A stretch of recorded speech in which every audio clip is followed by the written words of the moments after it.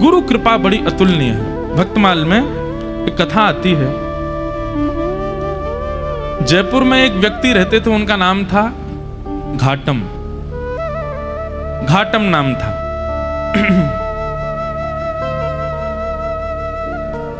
उनका पेशा था, उनके पूर्वजों से ही चला आ रहा था, वो सब चोरी करते थे। दादाजी, परदादा, परदादा, पूरे गांव का ही यही पेशा था, यही काम था, सब चोरी करते थे। घाटम जी भी चोरी करते थे। एक बार श्री घाटम जी कहीं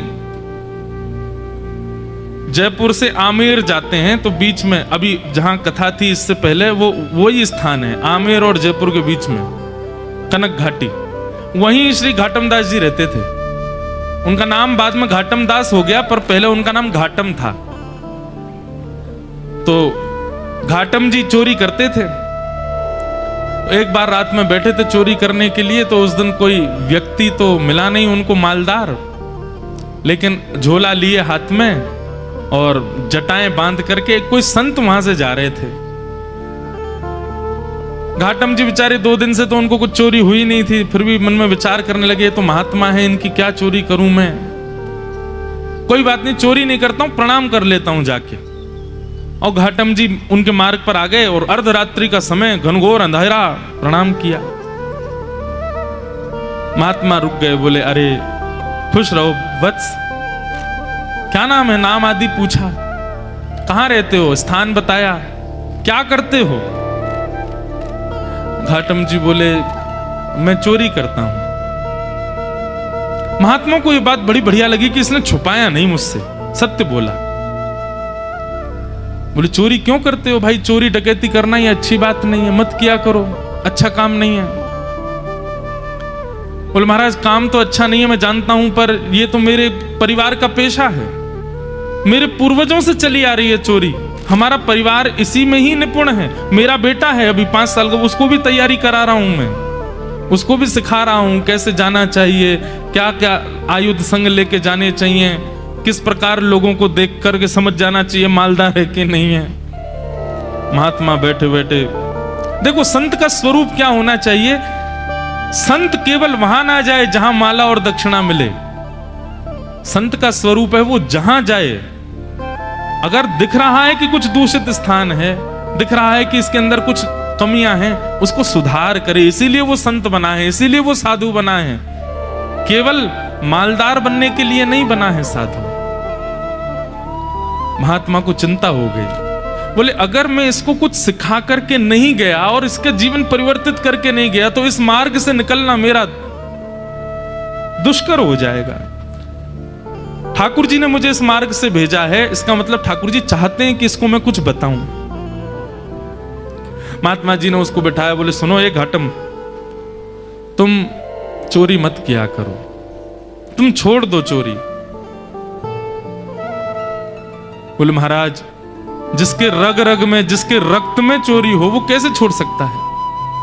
अरे हम तो ऐसे हैं, परिवार में भी हम लोग रोटी भी पानी हो तो हम चोरी करके ही पाते हैं।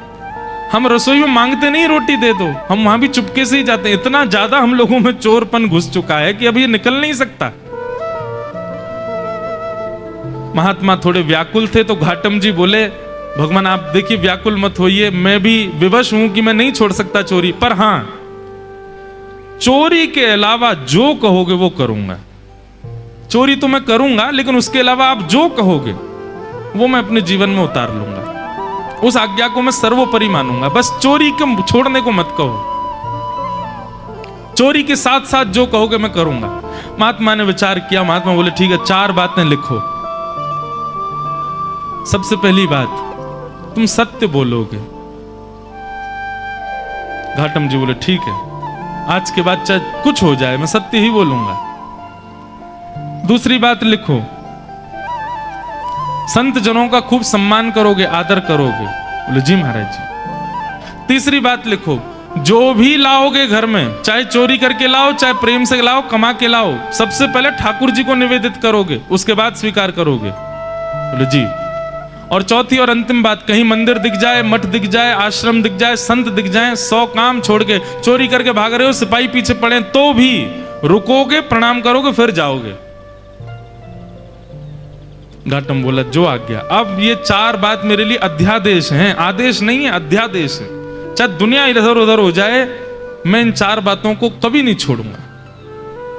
संत बोले ठीक है। अब देखो, गुरु आज्ञा कितनी बड़ी होती है। ये कोई लिखी हुई कथा नहीं है, ये असली कथा है। आज भी घाटम जी का वहां घर है, आज भी उनका वंश है वहां पर। और इनका जो मतलब कुल गोत्र था, हमारे राजस्थान की तरफ मीणा होते हैं, वो इन्हीं के ही उन्हीं परिवार में से थे। तो घाटम जी ने अपने गुरु की आज्ञा मान ली। बोले 4 बातें मुझे करनी है। एक बार कुछ संतों की टोली जा रही थी, घाटम जी ने देख लिया, दौड़ करके गए, चरणों में निवेदन किया, मेरे घर आ जाइए, प्रसाद पा लीजिए। संत बोले ठीक है। अब घर पहुंच गए। अब लेकिन घाटम जी के घर पे व्यवस्था कुछ नहीं थी भोजन की। पत्नी से कहा 5 मूर्ति आई हैं, भोजन बनाओ। बोले 5? हम 2 के लिए तो भोजन नहीं है, 5 को कैसे पवाऊं मैं? घाटम जी बोले गुरु आज्ञा निरर्थक हो जाएगी, मुझे कैसे भी इनको 5 को प्रसाद तो पवाना है। घाटम जी ने देखा कि पड़ोस में एक कोई व्यक्ति रहता, उसके पास में उसके गेहूं अनाज आदि का भंडार है, थोड़ा चोरी करके ले आता हूं, उससे बना के इनको पवा देंगे, गुरु आज्ञा पूरी हो जाएगी। गुरुजी ने यही तो कहा है कि संतों की सेवा करो, अब कैसे भी करो, चोरी करके करो चाहे कुछ करो। दौड़ करके गए, वहां से कुछ अनाज आदि ले आए, घर पर ला करके प्रसाद बनवा करके पवा दिया। घाटम जी की चिंता हो गई कि आज सवेरे बारिश हुई थी और मैं चोरी करके लाया हूं, तो निश्चित मेरे पैरों के चिन्ह बन गए होंगे, और उसको यदि पता चल गया कि मैंने चोरी किया, वो घर आ जाएगा, मुझे पकड़ करके ले जाएगा, आदि आदि मन में ये विचार करने लगे। लेकिन मैंने तो गुरु आज्ञा के वश होकर के किया ना। इतने में ही वर्षा हो गई, आंधी तूफान आया और सब उनके चरण चिन्ह आदि मिट गए। तो उनको ये अटूट विश्वास हो गया कि मैंने गुरु आज्ञा मान करके पूर्ण किया, तो ठाकुर जी मेरी सहायता कर रहे हैं, मेरे रक्षक बने हुए हैं। घाटम जी का जीवन ऐसे चलने लगा।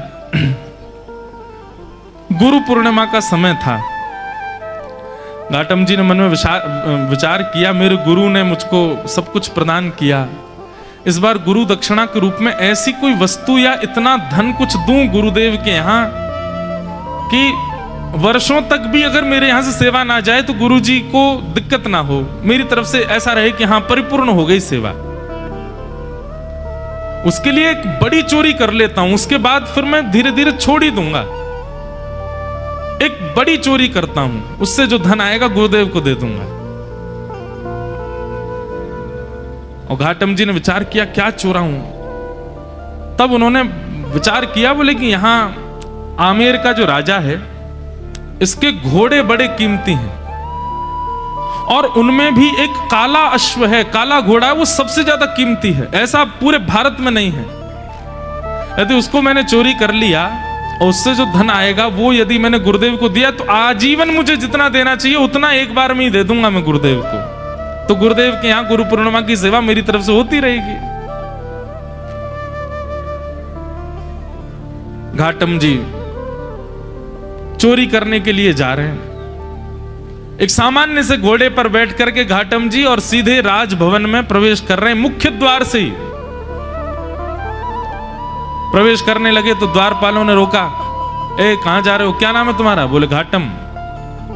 कहां जा रहे हो? बोले चोरी करने जा रहा हूं, झूठ नहीं बोलना है, गुरुदेव ने मना किया है।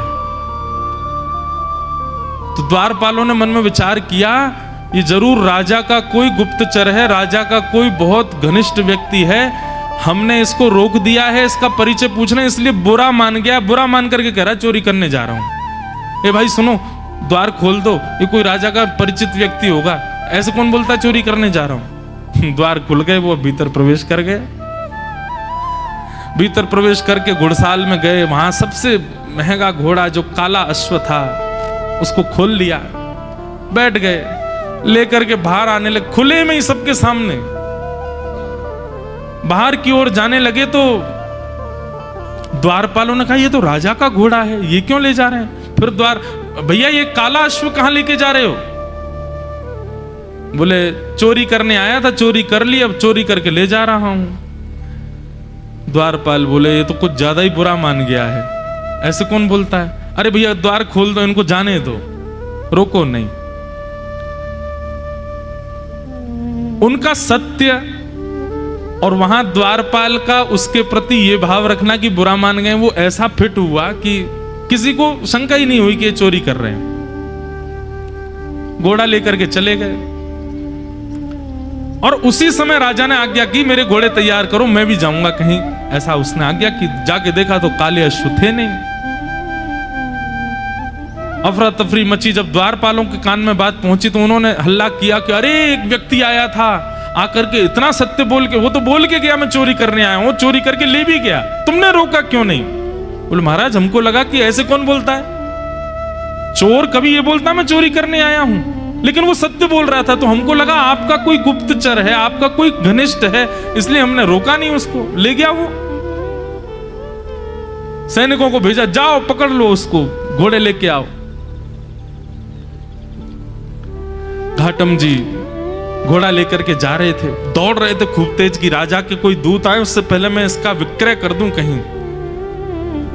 लेकिन तभी उसी मार्ग पर ही एक मंदिर पड़ा राम जी का, और वहां संभवतः उसी समय आरती चल रही थी। गुरुदेव की आज्ञा याद आ गई। बोले गुरुजी ने कहा था कहीं मठ मंदिर आश्रम दिख जाए तुरंत रुक के प्रणाम करना है। तुरंत अपना घोड़ा रोका। भयभीत है मन में, लेकिन गुरु आज्ञा पर इतना विश्वास, घोड़े को रोका, खड़ा किया, वहीं एक पेड़ से बांध दिया, भीतर भाज करके गए।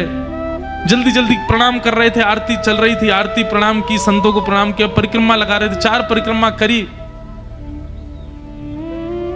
लेकिन जब तक वो बाहर आते उससे पहले सैनिक आ गए, और सैनिकों ने आकर के देखा घोड़ा खड़ा है, लेकिन एक आश्चर्य हुआ, वो घोड़ा जो काला था वो श्वेत हो गया था, लेकिन घोड़े की आकृति, घोड़े की कद काठी, घोड़े का स्वरूप बिल्कुल वैसा ही था जैसा उस काले, बस उसका वर्ण श्वेत हो गया। तो सैनिक खड़े तो हो गए आके, लेकिन कहने ये घोड़ा तो वही है, लेकिन ये श्वेत कैसे हो गया? घाटम जी निकल करके बाहर आए, सैनिकों ने उनकी ओर देखा, ये घोड़ा किसका है? बोले घोड़ा राजा का है। बोले राजा का घोड़ा तो काला था, ये श्वेत कैसे हो गया? तुम चोरी करके लाए ना? बोले हाँ मैं चोरी करके लाया। ये श्वेत कैसे हो गया? बोले ये तो मुझे नहीं पता, क्योंकि मैंने जब बांधा था तब तो काला ही था, ये श्वेत कैसे हुआ ये तो मुझे नहीं पता। अरे तुझे नहीं पता, ऐसा कैसे बोल सकते हो? बोले मैं सत्य बोल रहा हूं, मुझे लगता है मैंने जिनको निवेदित किया उन्होंने इसको श्वेत कर दिया। सैनिक बोले क्या बोल रहे हो ये? बोले हाँ मैं जो भी चीज लाता हूं पहले ठाकुर जी को निवेदित करता हूं, तो शायद ठाकुर जी श्याम वर्ण के हैं, उन्होंने सोचा होगा श्याम वर्ण के घोड़े पे मैं बैठूं दिखूंगा ही नहीं, इसलिए उन्होंने श्वेत कर दिया। सैनिक बोले ये क्या तुम बोल रहे हो? बोले मैं सत्य बोल रहा हूं, ये वही घोड़ा है जो राजा का है, मैं चोरी करके लाया हूं, मैंने बांधा था तब काला था, आप लोग आए तो कहीं आप मुझे पकड़ो ना, इसलिए ठाकुर जी ने श्वेत कर दिया, पर संभवतः आपने पकड़ लिया मुझको। तो तुम ये कहना चाहते हो ठाकुर जी तुम्हारी चोरी में सहायता कर रहे हैं? नहीं नहीं, सहायता तो ठाकुर जी नहीं कर रहे हैं, पर ऐसा कह भी दें तो कोई अतिशयोक्ति नहीं कर तो रहे हैं, श्वेत उन्होंने ही किया है। बोले इसकी बातें हमें समझ नहीं आ रही, इसको पकड़ के राजा के पास ले चलो। राजा के पास ले गए। राजा ने जब घोड़ा देखा, राजा खुद आश्चर्य, बोले ये है तो मेरा ही घोड़ा, पर ऐसा भी नहीं कि इस पर कोई रंग लगाया हो, इसका वास्तविक रंग श्वेत कैसे हो गया? घाटम जी से पूछा, घाटम जी बोले मैं सत्य बोल रहा हूं, आप लोग मान नहीं रहे हैं, मैं ठाकुर जी को निवेदित करता हूं, जो भी चुराता हूं मैंने ठाकुर जी को निवेदित किया, उनको नहीं भाया होगा काला, इसलिए गोरा कर दिया। घाटम जी की बात पर किसी को विश्वास नहीं हो, तब राजा बोला एक तरीका है, यदि तुम्हारी बात में इतनी सत्यता है कि ये वही घोड़ा है, तो मेरे घोड़े के गाल के पास में एक मस्सा है, यदि वो मस्सा इसके हुआ तो मैं समझ जाऊंगा कि भगवान तुम्हारी सहायता करते हैं, तुम्हारी गुरु आज्ञा ही तुम्हारी सहायता करती है, तुम जो करते हो सब, और मैं तुमको छोड़ दूंगा। राजा ने जाकर के घोड़े की नार पर जब बाल हटा करके देखा तो वो मस्सा बिल्कुल वैसा ही था जैसा एक काले घोड़े के था, वही घोड़ा। राजा से विश्वास नहीं हुआ नेत्रों पर। उसी समय चरणों में गिर गया। बोले महाराज, आपके गुरु आपके बने रहें, पर आज से मेरे गुरु आप हैं। आप चोरी चकारी छोड़िए, सारे काम छोड़िए, आज से आप मेरे दरबार के राजगुरु हैं। आपकी गुरु आज्ञा इतनी प्रतापशाली कि आप एक चोरी का कृत्य करते हैं, उसमें भी ठाकुर जी सहायता करते हैं आपकी। आज से आप मेरे राजगुरु। और श्री घाटम जी को राजगुरु बना दिया। लेकिन राजगुरु बनने के बाद घाटम जी को बड़ी आत्मग्लानि हुई। उन्होंने मन में विचार किया कि मैंने गुरुदेव की आज्ञा मानकर के अपने दुष्कृत्य को नहीं छोड़ा, उसका यह परिणाम हुआ कि आज मैं एक राजगुरु बन गया। यदि मैंने अपने कृत्य भी सुधार लिए होते, सदकृत्य किए होते, तो आज ठाकुर जी मुझको मिल गए होते।